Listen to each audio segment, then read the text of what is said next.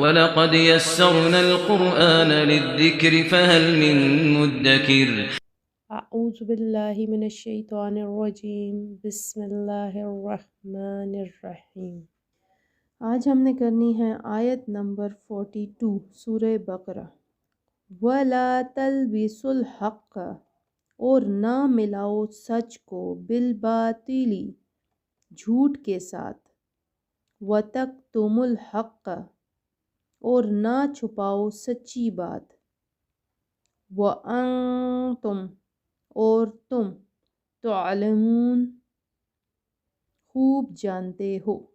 وَلَا تَلْبِسُوا الْحَقَّ بِالْبَاطِلِ، اور حق کو باطل سے نہ ملاؤ۔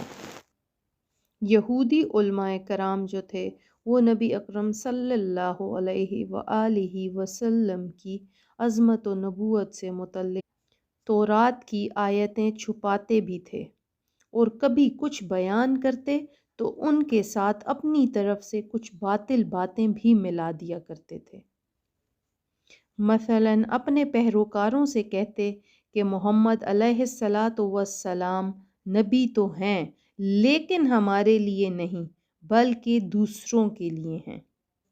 یہودی علماء نے اسی طرح کی کئی باتیں گھڑی ہوئی تھیں جو وہ خود سے کہتے تھے، جن کے ذریعے وہ جان بوجھ کر حق چھپانے اور حق و باطل کو ملا کر دھوکہ دینے کے طریقے اختیار کیے رکھتے تھے۔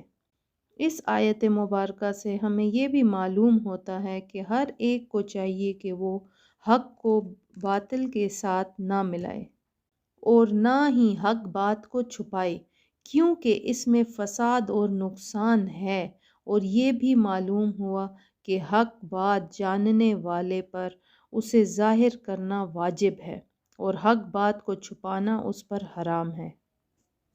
دیکھیں، یہ ہر آیت کو ہم نے اپنے اوپر لے کر دیکھنا ہے کہ کہیں کوئی ایسی بات ہم میں تو نہیں۔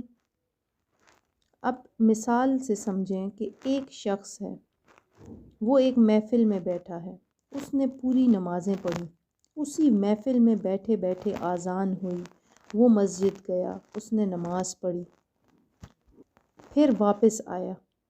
اب کسی سے کسی کی غیبت کر دی، جہاں ضرورت پڑی جھوٹ بول دیا، کہیں ضرورت پڑی تو چغلی بھی لگا دی۔ یہ ہوتا ہے حق کے ساتھ باطل کو مکس کرنا۔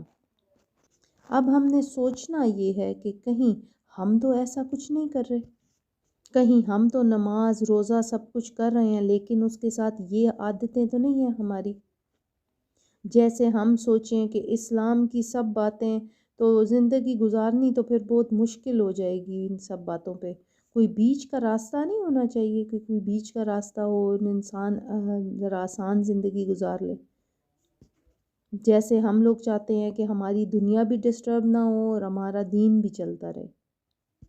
دیکھیں، ان سب باتوں کو ہم میں سے ہر ایک کو اکیلے اپنا اپنا جائزہ لینے کی ضرورت ہے کہ ان میں سے کوئی بھی بات ہم میں سے کسی کے اندر تو کہیں خدا نخواستہ نہیں ہے۔ دعا یہ کیا کریں کہ اللہ سبحانہ و تعالی ہمیں اپنے رنگ میں رنگ دے۔ آمین ثم آمین۔